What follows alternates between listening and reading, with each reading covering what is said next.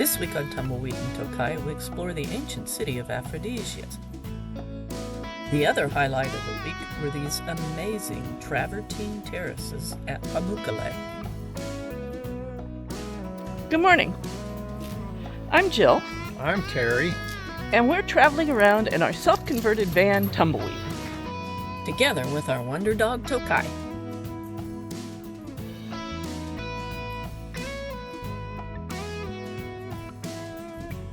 We started out at Miletus. We backtracked just a little bit along here. Then we cut across, went up to the town of Selçuk, and then out to the Ottoman town of Sirince. From Sirince, we came down and we drove all the way across into the interior of Turkey. Got off the main road, wandered through here, down to Pamukkale. From Pamukkale, we came down, stocked up on baklava, came down here, traveled along, and went up to the incredible ancient site of Afrodisias. From Afrodisias, we backtracked back down along here, and then followed this road down to the coast of Turkey, beautiful coast of Turkey. I just want to say that it's not every day that you wake up to a Greco-Roman theater out your window. If people wonder why we live this crazy lifestyle, this is it. I'll give you a little look. It's a first for me. I've never woken up to a Greco-Roman theater before. This little town, nestled in the mountains near Ephesus, is a classic example of 19th century Ottoman architecture. This is the little town of Sirince in Turkey, and I am getting real Ottoman vibes off these houses here. I'm feeling the Berat, Albania love. Nice ambiance, nice atmosphere up here. Yes. Fire's a lovely thing. Very good. Here we are in Sirince, which is an old, small Ottoman town that is reminiscent of Berat, Albania. It does remind me of Berat.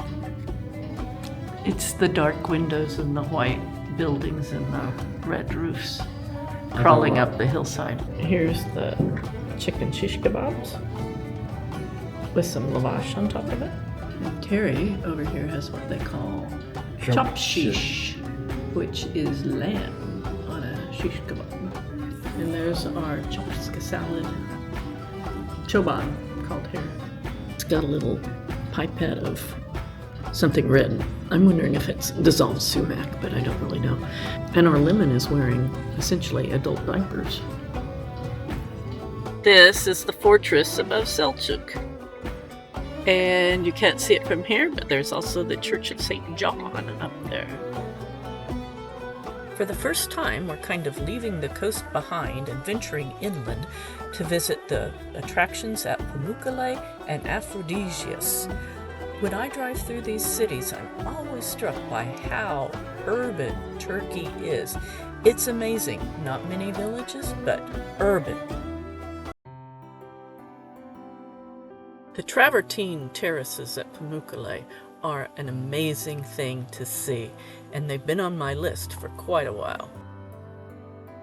In geothermally active areas, these terraces form naturally. As the hot water comes up through the limestone, it dissolves calcium carbonate. The water reaches the surface, and then it flows down the hillside naturally, creating these pools. But as the water cools, the calcium carbonate precipitates, and you end up with these beautiful terraces. It's a relatively uncommon natural phenomenon. You can see it here at Pamukkale, also in Yellowstone National Park in the United States, and in the Minshan Mountains of China. I had a difficult time deciding if I should walk on the terraces, but eventually I decided no. That was partly because Turkey has implemented a fairly exorbitant price level for foreigners, but also because on the terraces you have to walk barefoot. It was cold, and I didn't think my feet would survive the rough surfaces. Also, a lot of the actual pools that you see have been reconstructed to recover from previous damage to the site. These thermal waters cascading down the mountainside have been a destination for millennia.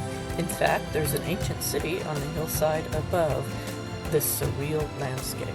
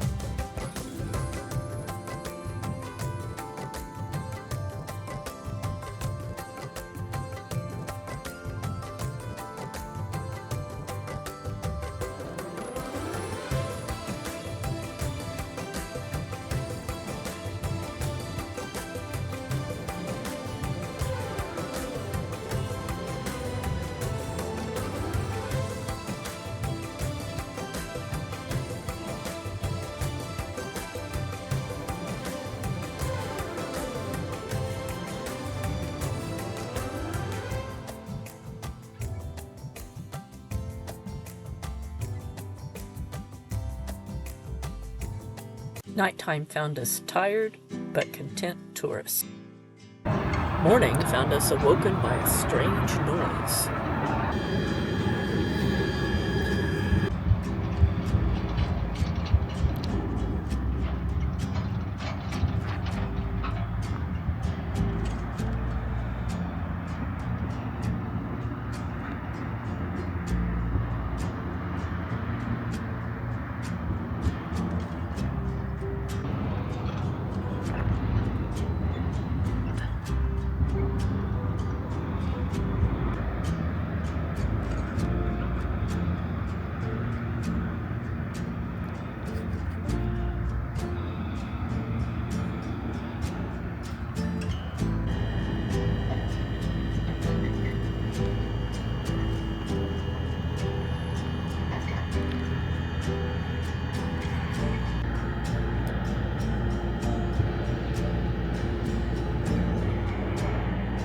After a brief refueling stop for baklava, we continued through the beautiful Turkish countryside to the coast with one significant detour. This is the scenery on the way to the ancient city of Aphrodisia. Afrodisias was famous for having a philosophy school, but also famous for its sculpture school. Also, there was a ready source of marble up in the mountains near the town, so they had plenty of raw materials to work with.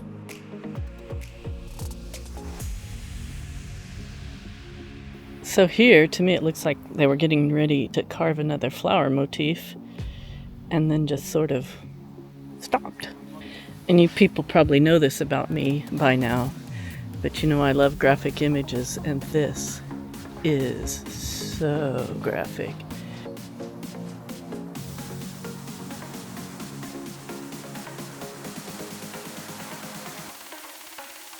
So here you can see examples of two different kinds of capitals, and they call them orders in Greek architecture. The back one is Ionic, with the kind of the circular thing there, and then the front one is Corinthian, with the acanthus leaves. And I think it was a matter of time and taste, as the first order is called Doric, and it's very simple. But this city is from later times. That's one of the ways they can date a city, by the kind of architecture of capitals. This is one of the highlights of this ancient city.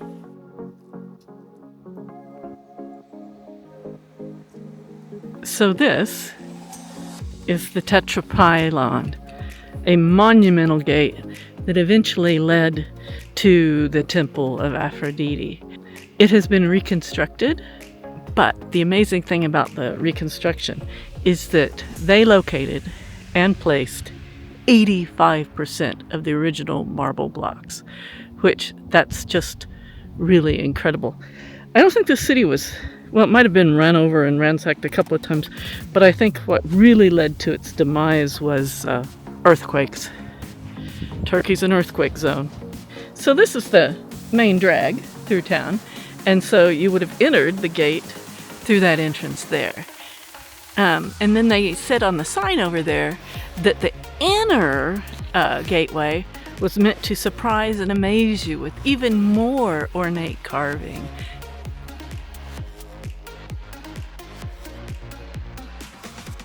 And it's also kind of cool that some of the columns are fluted in a spiral pattern and some are fluted up and down. So I don't know if that was just artistic whimsy or if it had some meaning or what. I don't know.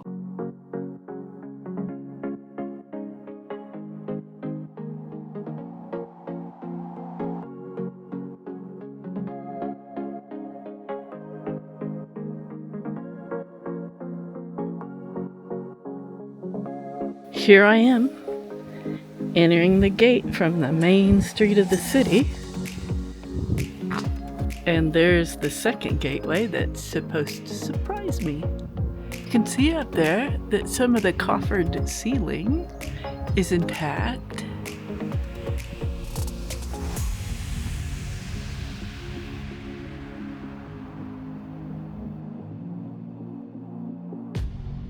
So this is the Temple of Aphrodite. It was the main temple where people would have worshipped in this city. And I was surprised to learn that for these temples to have a cult surrounding one of their gods was really beneficial financially to the city, because people would come to venerate and see and worship their gods. So this is the Temple of Aphrodite, but it's hard to recognize as a temple for worship of the god Aphrodite because it got extensively rehabbed, so to speak, into a church. Making our way into the stadium. I hope there's some games on today, but not gladiator games. I don't want to see those.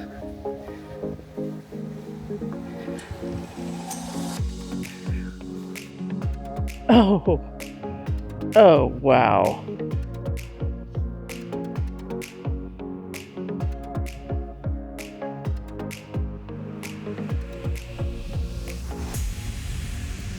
I mean, seriously. Oh, wow. I think I'll have a seat over here and wait for the games to start. I mean, seriously, holy gamoly.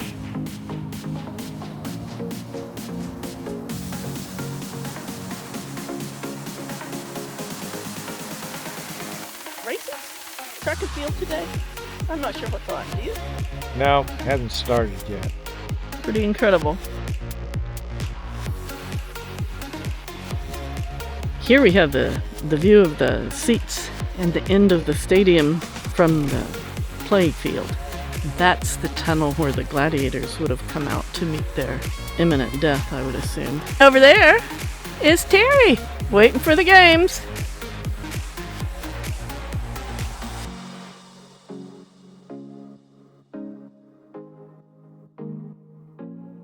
Terry and I are now hanging out in the Odeon. and it was also known as a boleterion, something like that, which means council chambers. So this space here was used to discuss the affairs of state, town planning, that kind of stuff. Then this space was also used as a more intimate event space for smaller, productions or concerts or performances. These little rectangular holes that are in all the seats along here were made so that they could put up a sunshade, and that means that they'd already lost their roof by that point.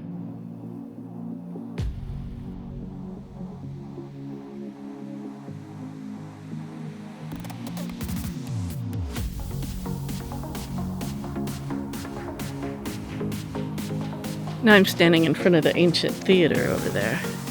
A bit of coffered ceiling, fallen and flipped upside down. And then here's some pieces parts. Into the theater we go.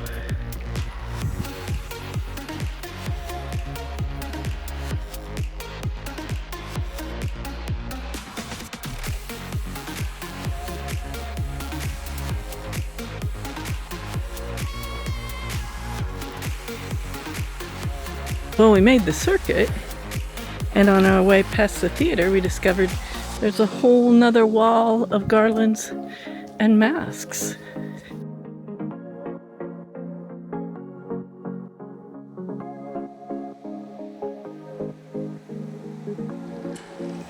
So I'm walking along this frieze that they made up of masks and garlands, and it's really amazing because the detail, for one thing, and also the fact that they're all unique. They're not just this formulaic carving of something.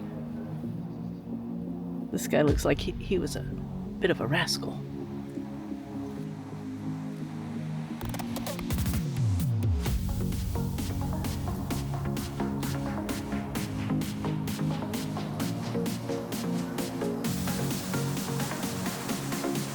He might be Pan. Not sure. Don't know if that's goat ears or not. Don't know. Don't know my peeps.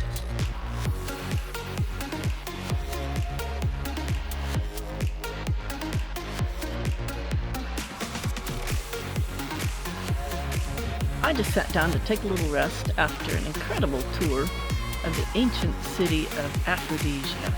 It was really, really impressive. It was just happenstance that I saw it. I was looking on Google Maps and poof, there was an ancient city. And so I started reading about it. I saw some pictures and I thought, that looks really cool. So here we are. We made the whole circuit. There's actually a museum here as well, but it's closed for renovation. And I have to say, I'm a little bit glad about that because I wore myself out.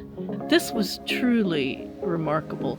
I think that what impressed me the most was the amount and the level and the preservation of the sculpture. I might have mentioned earlier that they had a sculpture school here, and they also had a ready source of marble up in the hills close to here. And you can tell, there's a lot of sculpture here, and also a lot of documentation about the various things in what looks to us like Greek. It's Greek to us.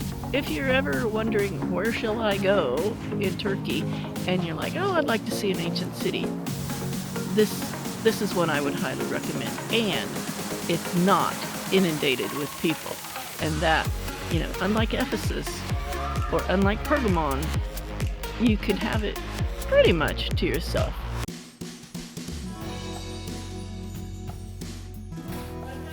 Bir tane köfte al bakın.